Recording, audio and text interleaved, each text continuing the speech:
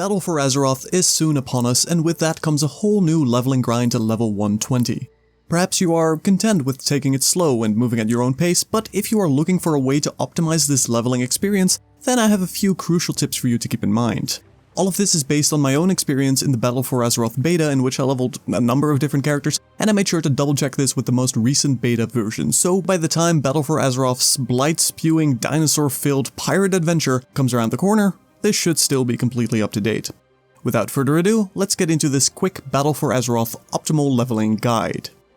Starting off real quick with the obvious, consumables are of course going to help you level. Flasks, war drums, guild experience banners, and all such similar items are certainly going to be useful, but the most important preparation you can do, besides buying a lot of goblin gliders if you're horde, honestly get goblin gliders if you're horde, and not a superior demon hunter that is figuring out your legion legendaries. Although this will slightly vary from class to class, the most useful legendary you can use while leveling is Sephuz's Secret. The haste and movement speed increase is very easy to trigger and will help a lot as you make your way through the earlier levels. Keep in mind, these legendaries will continue working until you reach level 116. The specific secondary legendary is less important, and as long as you're not picking a necklace, which will be permanently replaced by the Heart of Azeroth, or a helm, shoulder, or chest piece, which are all going to be replaced by Azerite gear, you should be fine. A good suggestion for this would be Kil'jaeden's Burning Wish, but a lot of classes can get better, such as a free talent. Regarding Azerite gear, it's also worth pointing out that you'll absolutely be replacing the Azerite gear you get early on as you near level 120, so while leveling, make sure to pick traits that optimize the leveling speed, which boils down to things that do upfront damage or trigger movement speed increases. This then ties into the specific leveling zones, because with legendaries being usable until 116, and chances are you're quite a bit above item level 190 at this point, your scaling is such that you'll clear the zones quickest at the beginning and start slowing down a lot once you pass 115.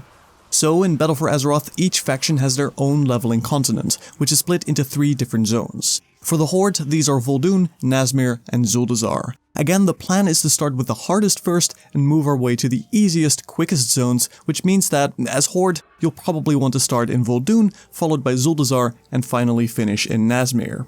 Point of note for Zuldazar, there comes a point in the questline where you have to pick a Loa, which grants you 2 different boons. These are Gonk, the big, beautiful raptor, or Paku, the pterodactyl. I would recommend, especially if you listened and picked up some goblin gliders, or have your own built-in gliders, to go with Paku, as the Gonk bonus is almost entirely irrelevant seeing as it doesn't work while mounted.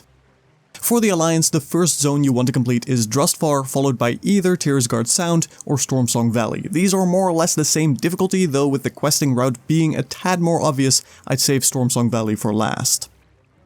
This, in turn, ties into the reputation system in BfA. In order to unlock world quests, you have to have reached friendly with each zone faction. However, these factions also have emissaries that sell mounts, toys, and of course gear.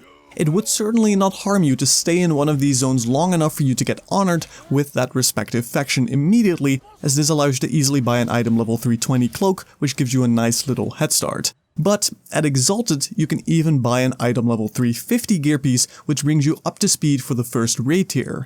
As such, I'd recommend the following. In general, the legs are the best reputation item to get, as these have the highest stats bound to them. However, if you are actively leveling tailoring, leatherworking, or blacksmithing, and are planning to do mythic dungeons starting at mythic 0, you have access to bind on pickup item level 355 gear, which for tailoring are hands and legs, for leatherworking are feet and legs, and for blacksmithing are waist and legs. Meaning, ideally, you'd get a reputation gear item that isn't one of these. Perhaps it sounds complicated, so I hope this little sheet helps you on your merry way. Moving on. Possibly the most important thing yet to keep in mind is to never, ever vendor gear you don't need that you get while leveling. This is because BfA introduces the amazing Scrapper. The Scrapper is an object located in Desert Allure for Horde and Borealis for the Alliance, and allows you to salvage your gear for trade goods, including a specific rare one which is necessary for professions. As long as you make sure to scrap down the gear you get and don't need, you shouldn't have too many issues keeping your profession up to scratch.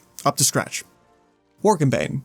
War Campaign is your incursion into the obviously evil other faction zones in order to ruin all their evil plans. This unlocks after you've done the introduction questline with the first notable step around 112, followed by 114, and finally 118. But the foothold quests should be avoided until you have reached at least 118, though I'd recommend waiting until you're 120. The reason for this is the very long walk time involved in these quests, and they will absolutely grind your leveling pace to a halt while you're doing them. Furthermore, there really isn't much point to doing these until you're at least near 120, so avoid this questline until you're 118 at least. Talking about avoiding things, while questing, actively avoid deletes and treasure. Both of these scale as you level, so are more worth it at higher levels than lower ones, and most importantly take quite a bit of time and award absolutely atrocious experience, meaning this is a quick-fire way to slow your leveling down. Avoid doing dungeons. Although you get dungeon quests, there's not much point to doing them while leveling in the earlier levels, so again I'd reserve these until you've reached at least 119. And finally, something you should not avoid, and that is called War Mode, which was already introduced in the pre-patch, so you've had your own taste. But even if you're not keen on player versus player combat, the way leveling is structured in Battle for Azeroth means that you are unlikely to run into any of the opposite faction. It's still possible, but highly unlikely. And if you're watching this during the game's launch week, you really have nothing to worry about regarding the other side. So with that in mind, turn it on, get your sweet 10% XP increase, and try and catch a supply drop that lands in your lap every now and then, while everyone is busy leveling anyway. And with that, we've covered about everything you'll need to know to optimally level in Battle for Azeroth. Thank you for watching, my name has been Haas, and I'll see you in Azeroth.